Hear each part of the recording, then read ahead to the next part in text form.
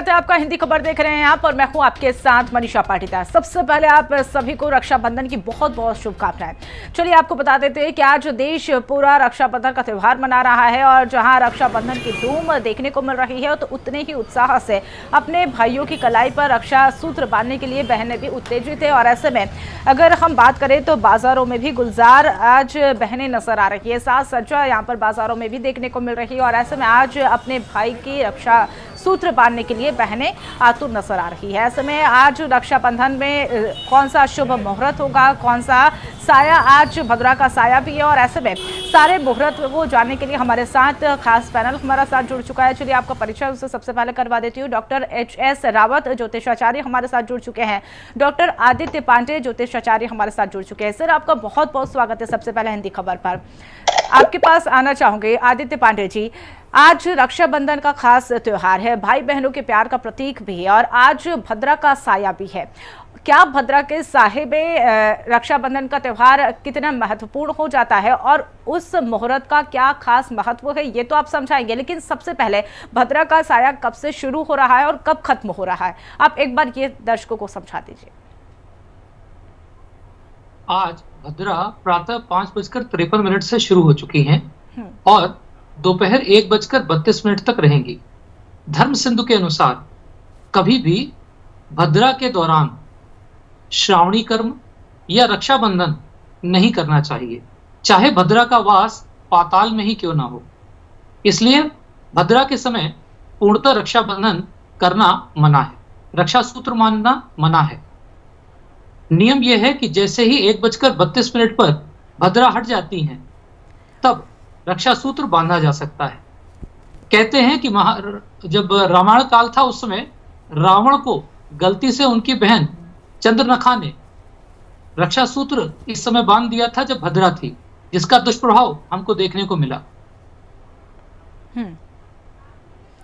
बिल्कुल, तो देखिए जिस तरह से भद्रा के साये में रक्षाबंधन का त्यौहार नहीं मनाना चाहिए ये तो आपने स्पष्ट कर दिया। रावत जी आपके पास आते हुए, क्योंकि आज देश भर में रक्षाबंधन का त्यौहार तो मनाया जाएगा, भद्रा का जो समय है वो तो पांडे जी ने बता दिया, लेकिन रक्षाबंधन का मुहूर्त क्या है आपसे ये समझना चाहेंगे। देखिए मनीषा जी, मैं आपको बताना चाहता हूँ कि कोई भी जो हिंदू धर्म के अंदर मुहूर्त होता है वो मुहूर्त बहुत ही मायने रखता है जीवन के अंदर। अच्छे मुहूर्त में कोई कार्य की शुरुआत की जाती है तो फिर वो सक्सेस काम होता है। अंतरिक्ष के अंदर जब अच्छे अच्छे ग्रह और चंद्रमा की चाल, तिथियों की गतियाँ, वो सब सही जगह पर होती है और उस समय आप कोई काम करते हैं तो काम कभी रुकता नहीं है। ये हमारे बुजुर्गों का, ऋषियों का एक देन है और साथ में हम अच्छे मुहूर्त की तलाश तो हर वक्त करते हैं। और आपने देखा है कोई भी युद्ध होता है तो भी उस समय ये ध्यान रखा जाता है कि कब उसकी शुरुआत की जाती है। तो 1:30, 31 मिनट, 32 मिनट, कहीं 35 मिनट, यानी जहां पर भी सूर्योदय के अनुसार तिथियों की वेरिएशंस आती हैं, लेकिन सराउंडिंग दिल्ली के 500 किलोमीटर के चारों तरफ, यानी 1:30 से लेके 1:35 के बीच में ये चेंजेज आएंगे। यहाँ भद्रा समाप्त हो जाती है और यहाँ से चर की चौगड़िया शुरू होती है। चर की चौगड़िया बड़ी शुभ मानी जाती है।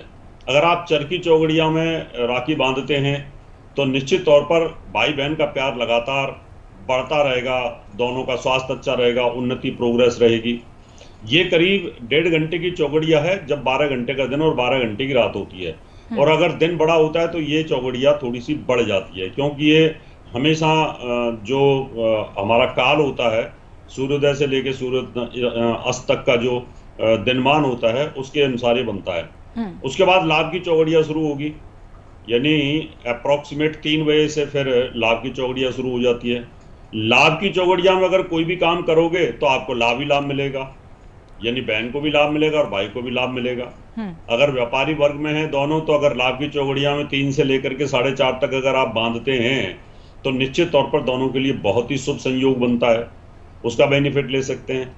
और उसके बाद में 4:30 से लेके 6 बजे तक शाम को फिर अमृत की चौगड़िया होगी।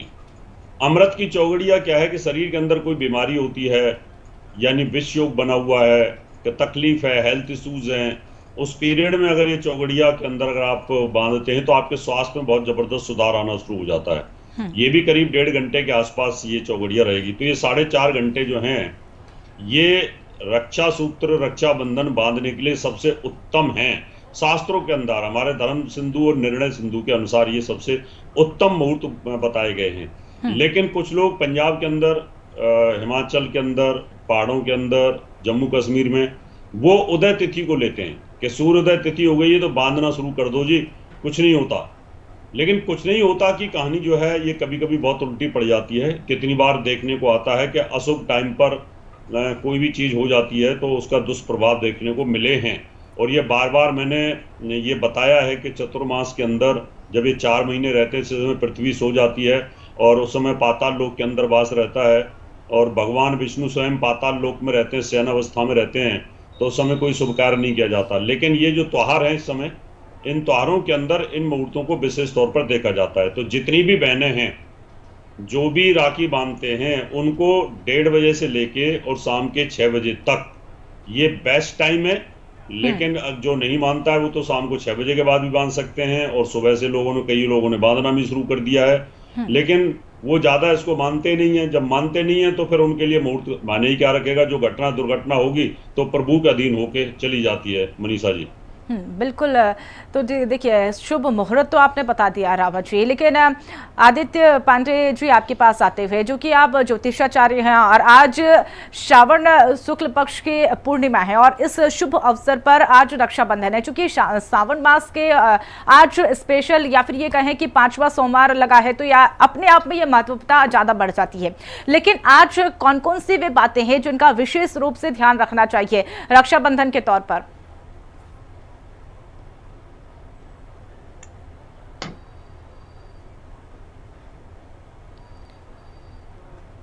आदित्य पांडे जी, आवाज मिल पा रही है? हाँ जी, आपकी पैच कट गई है। डॉक्टर आदित्य पांडे बोल रहा हूँ, कॉल कट गई थी।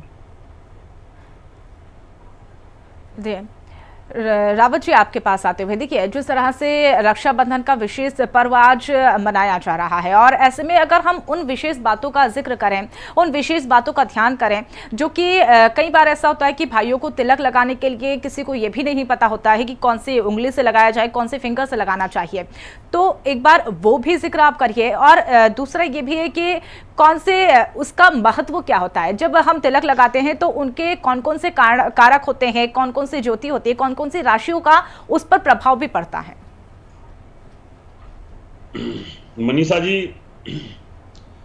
इसमें जब तिलक लगाते हैं हम तो उस समय पंचोपचार विधि होती है। एक पंचोपचार के द्वारा पूजा और अभय रक्षाबंधन बांधना चाहिए। एक 10 उपचार होता है, एक 16 उपचार होता है, यानी 16 प्रकार के उपचार होते हैं, 10 प्रकार के उपचार होते हैं और एक 5 प्रकार के। तो 5 प्रकार में धूपम, दीपम, नैवेद्यम, पुष्पम, गंधम, यानी 5 प्रकार से हमें यहाँ पर सबसे पहले आप एक थाली ले लें।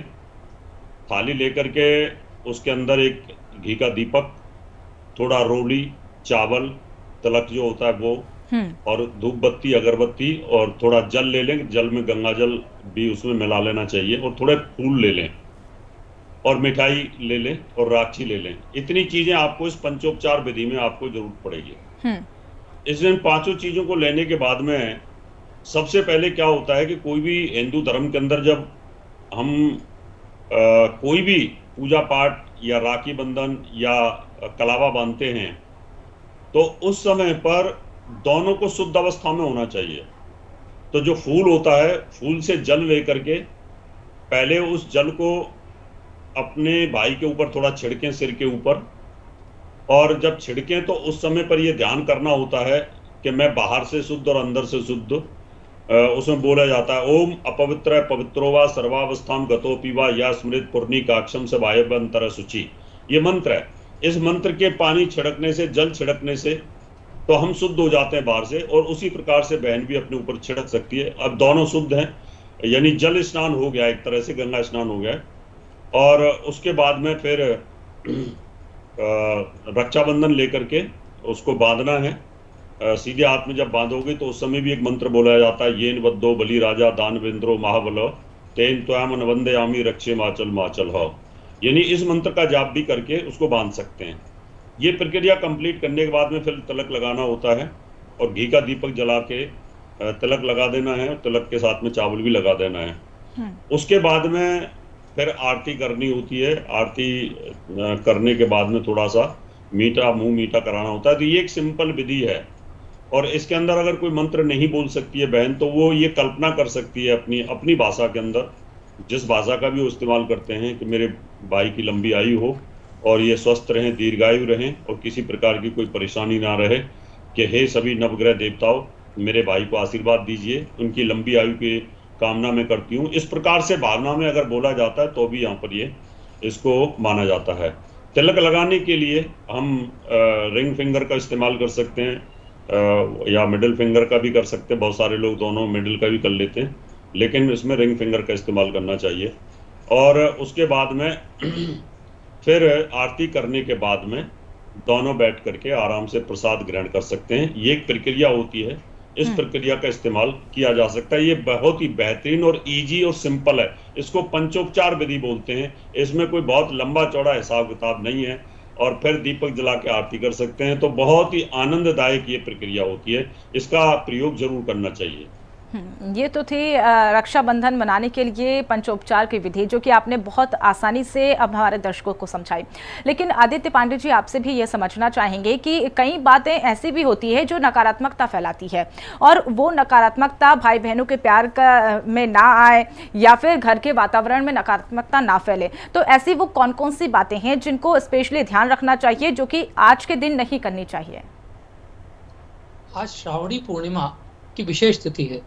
ऐसे में हमें ध्यान रखना है कि घर हमारा साफ सुथरा हो, घर का मुख्य द्वार साफ हो। जब पूजन की तैयारी करें तो मन में द्वेष ना हो, क्लेश ना हो, और घर में तनाव का वातावरण ना हो। जिस समय तिलक लगाएं उस समय ध्यान रखें कि आप जो है सूर्य की उंगली से तिलक लगाएंगे, और उस तिलक को जब आप बढ़ाएंगे तो शुक्र के अंगूठे से बढ़ाएंगे। ये ध्यान रखना है।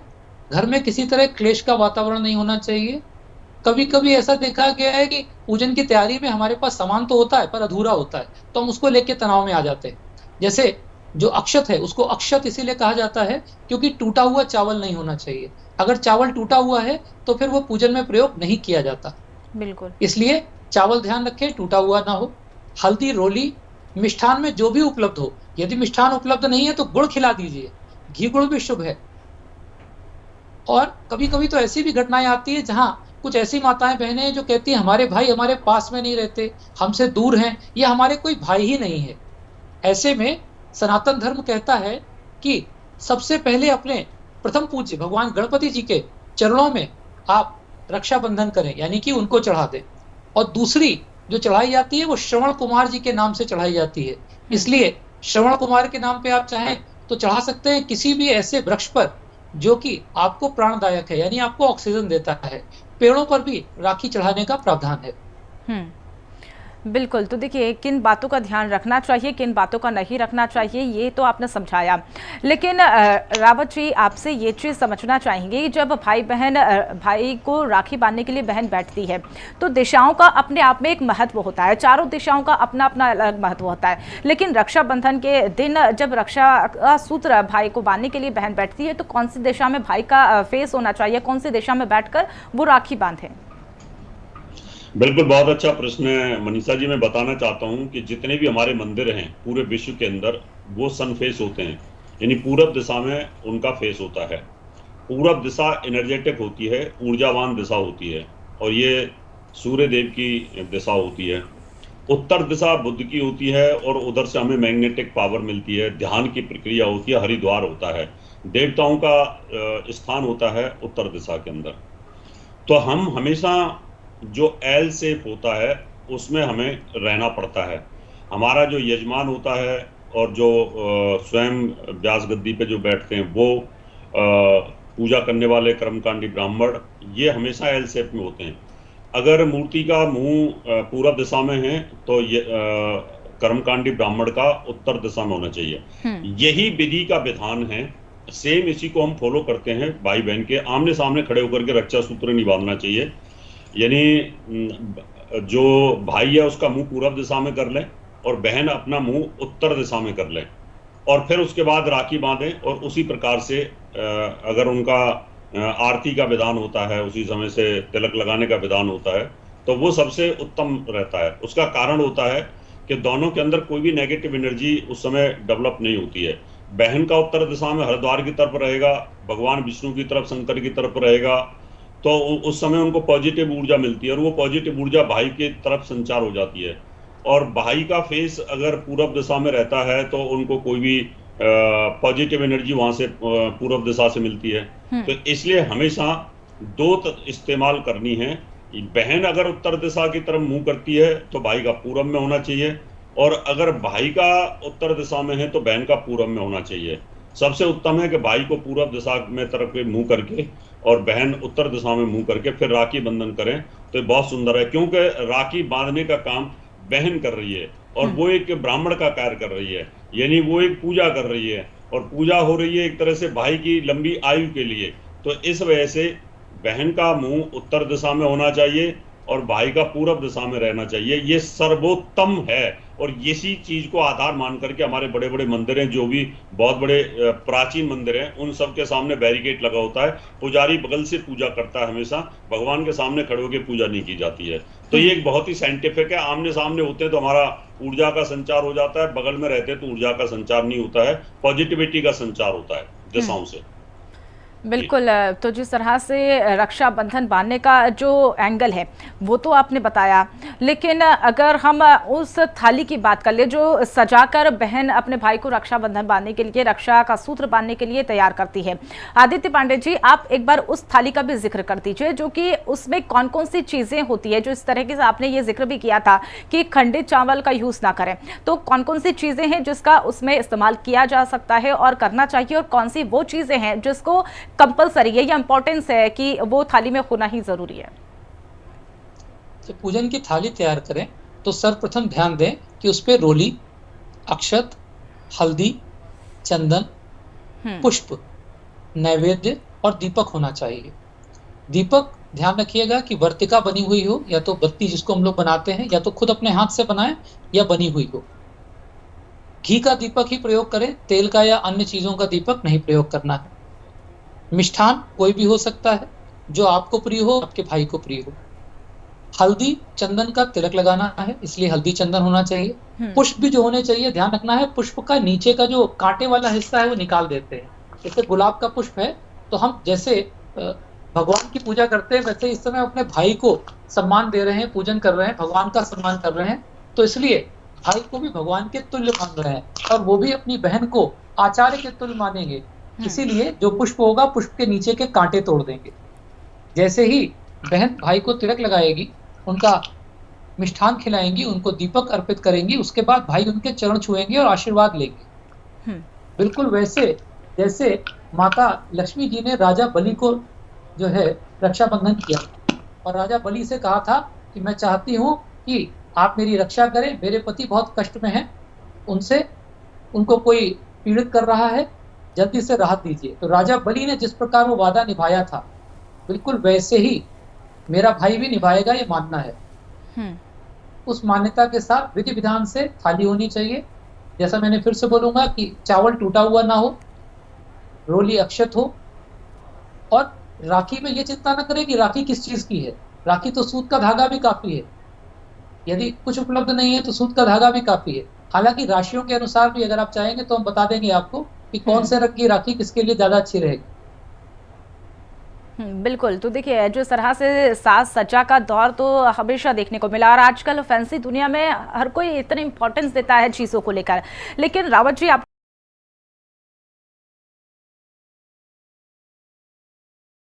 को ये भी समझने की कोशिश हम करेंगे, फैंसी राखियां आजकल मार्केट में बहुत उपलब्ध है,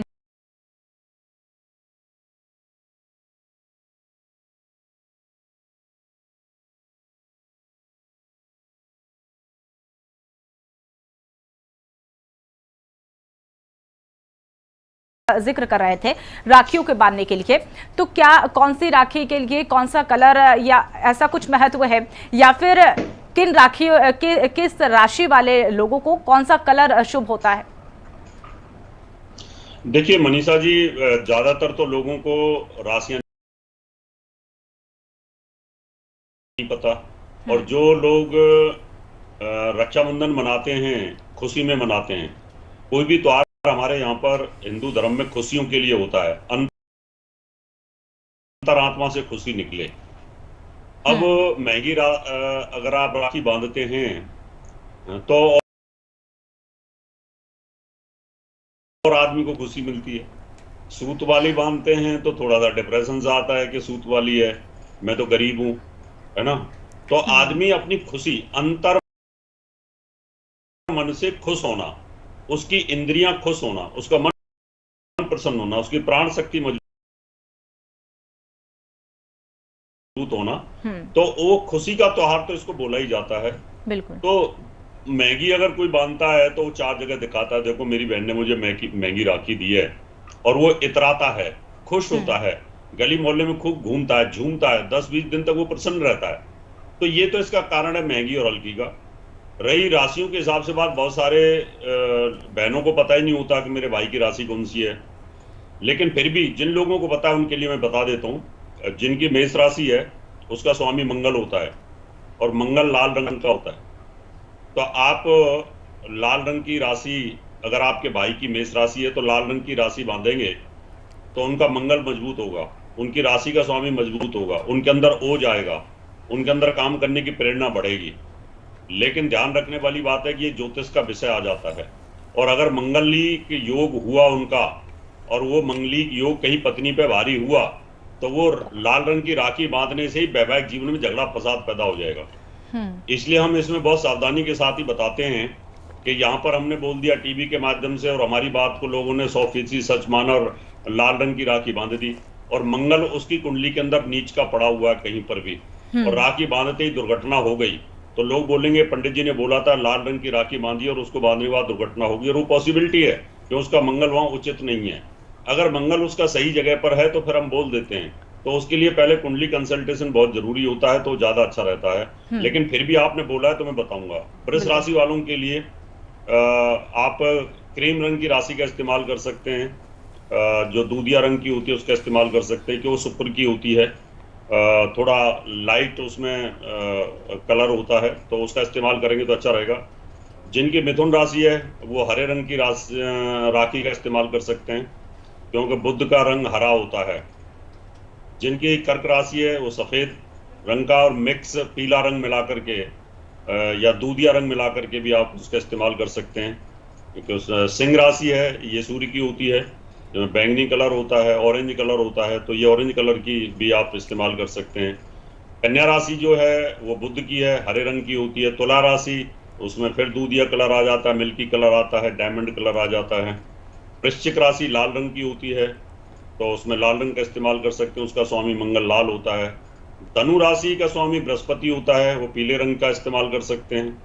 और मकर राशि में नीला और काला इस्तेमाल कर सकते हैं। अब काले रंग की तो राखी बांधते नहीं है लोग, उसको अशुभ मानते हैं, क्योंकि काला धागा बांधना और काली राखी बांधना ये फिर अशुभ हो जाता है शनि का, क्योंकि शनि बलवान होता है। तो इस वजह से यही मैंने आपको स्टार्टिंग में कहा था कि मान लो अगर किसी की मकर और कुंभ राशि है तो शनि का कलर काला है और नीलापन भी है, अगर वो राखी बांधेंगे तो कहीं अशुभ हो सकता है, और काला रंग बांधा नहीं जाता, फिर बहन काला रंग क्यों बांधेगी। तो इस वजह से कुछ लोग टीवी चैनलों पर बोल देते हैं कि भाई आपकी राशि ये है तो आप इस कलर की बांधें। लेकिन मैं बड़ा ऑथेंटिक एस्ट्रोलॉजर होने के कारण इन सब चीजों को बड़ी गहराई से हम समझते हैं, तो इनमें बहुत सावधानी बरतने की जरूरत है। अब जो खुशी का त्योहार है तो खुशी से कोई भी आप बांध सकते हैं। मीन राशि वाले पीले रंग की बांध सकते हैं। कुछ कलर ऐसे होते हैं जो हानिकारक नहीं होते हैं, लेकिन कुछ क्रूर कलर हैं और कुछ पापी कलर हैं, उनकी राशि जो राखी है वो राशि के अनुसार उनको बड़ी सावधानी के साथ बांधने की जरूरत होती है मनीषा जी। बिल्कुल। तो देखिए ये तो थी राशियों के हिसाब से किस कलर की राखी बांधे, जो कि बहुत सावधानी के साथ आप इन बातों को सुने, जो कि आचार्य जी ने भी ये बार बार जिक्र किया कि राशियों के हिसाब से कलर का चयन होता है, लेकिन आपको राशि एग्जैक्ट पता होनी चाहिए। लेकिन आदित्य पांडे जी, आपसे भी एक चीज़ ये समझना चाहेंगी, कभी कभी ऐसा होता है, वैसे टेक्नोलॉजी बहुत आगे बढ़ चुकी है और टेक्नोलॉजी के जरिए बहन अगर भाई दूर होता है तो वो पोस्ट कर देती है, कुरियर कर देती है, लेकिन कभी कभी सिचुएशन ऐसी भी आती है कि वो नहीं कर पाती है। तो ऐसे में क्या वो राखी को भगवान के सामने रखकर भाई की लंबी आयु की कामना कर सकती है? बिल्कुल कर सकती है। हमारे प्रथम पूज्य गणपति जी हैं, विनायक हैं, उनके चरणों में चढ़ा सकते हैं। अपने इष्ट देव के चरणों में चढ़ा सकते हैं। और विशेष रूप से यदि किसी को ऐसा लगता है कि उनका भाई आर्थिक रूप से कमजोर है, कर्ज में परेशान है, ऋण मुक्ति चाहिए, तो फिर भगवान विष्णु जी के चरणों में पीले रंग की राखी अगर चढ़ाएंगे और ये कहेंगे कि प्रभु मेरे भाई को कर्ज मुक्ति दें, उसको फाइनेंशियल ग्रोथ दें, तो उसमें बहुत हेल्प मिलेगी। कुछ ऐसे भाई हैं जिनकी शादी नहीं हो रही है, शादी में बाधाएं आ रही है, रुकावट आ रही है, तो उनके लिए गणपति जी के चरणों में अगर हरे रंग की राखी चढ़ाएंगे तो फिर देखेंगे कि बहुत लाभ मिलेगा। और यदि भाई भी उपलब्ध है तो भाई को ये राखी पहना सकते हैं गणेश जी के पास छुआने के बाद। ऐसे ही कुछ ऐसे भी हैं जिनके भाइयों के पारिवारिक जीवन में बड़ा क्लेश चल रहा है, तनावपूर्ण चल रहा है, उनके लिए भगवान श्री राम या फिर भगवान विष्णु जी का कोई भी स्वरूप जो आपके घर में पूजन के लिए हो, उनके चरणों में नारंगी रंग की राखी छुआ दें और उसके बाद पहनाएंगे, तो फिर निस्संदेह देखने को मिलेगा कि वैवाहिक जीवन में बहुत लाभ मिलेगा। कुछ भी करने को तैयार होती है। और आज का वो दिन महत्व हो जाता है चूंकि आज रक्षाबंधन है। ऐसे में रावत जी आपसे भी एक चीज़ ये समझना चाहेंगे, जब बहन भाई को रक्षाबंधन के त्यौहार पर रक्षा सूत्र बांधती है और राखी बांधती है, तो क्या उन बातों का भी ध्यान रखना चाहिए कि वो कपड़े कौन से कलर का पहने, क्या उसका भी यहाँ पर प्रभाव पड़ता है? बिल्कुल, इन चीज़ों का प्रभाव बहुत ज़्यादा होता है कि अगर आप पहली बात तो स्नान करके अगर आप आना चाहिए, पूर्ण रूप से स्नान होना चाहिए। और अगर आप राखी बांधते हैं तो उस समय कोई रजत सलाह से नहीं होना चाहिए। अगर ऐसी सिचुएशन है तो राखी ना बांधें, बस दूर से अर्पण कर दें, वो ध्यान रखना चाहिए। और उसके अलावा जब आप राखी बांधते हो तो उस समय पर आपको तनाव नहीं होना चाहिए, किसी प्रकार का मेंटल स्ट्रेस नहीं होना चाहिए। अगर आप मेंटल स्ट्रेस में, तनाव हैं या हेल्थ इशूज है या बीमारीज आपको उस समय हैं, तो आपको जो आपके अंदर नेगेटिव ऊर्जा बनी हुई है उसके डाइवर्जन होने का, उसका उधर जाने का खतरा बना रहता है। तो ऐसी कंडीशन में पहले खुद को, बहन को पूजा करनी चाहिए कि हे प्रभु, मैं अपने भाई को राखी बांध रही हूँ और मेरा कोई भी नेगेटिव प्रभाव मेरे भाई के ऊपर नहीं होना चाहिए, किसी प्रकार का कष्ट नहीं होना चाहिए। और उस कंडीशन में अपनी कोई कष्ट है राखी बांधने से पहले नहीं बताने चाहिए। राखी बांध लें, उसके बाद में कोई अगर बातचीत होती है तो अब अपनी बात, अपनी परेशानी को रखना चाहिए। इन चीज़ों का तो खास ध्यान रखना पड़ेगा। और कपड़ों की बात है, ऐसे कपड़े ना पहने कि जो कहीं ना कहीं क्रूर ग्रहों से प्रभावित होते हैं। जैसे काले कपड़े नहीं पहनने चाहिए। बिल्कुल आचार्य जी, समय की कमी है, उसके लिहाज से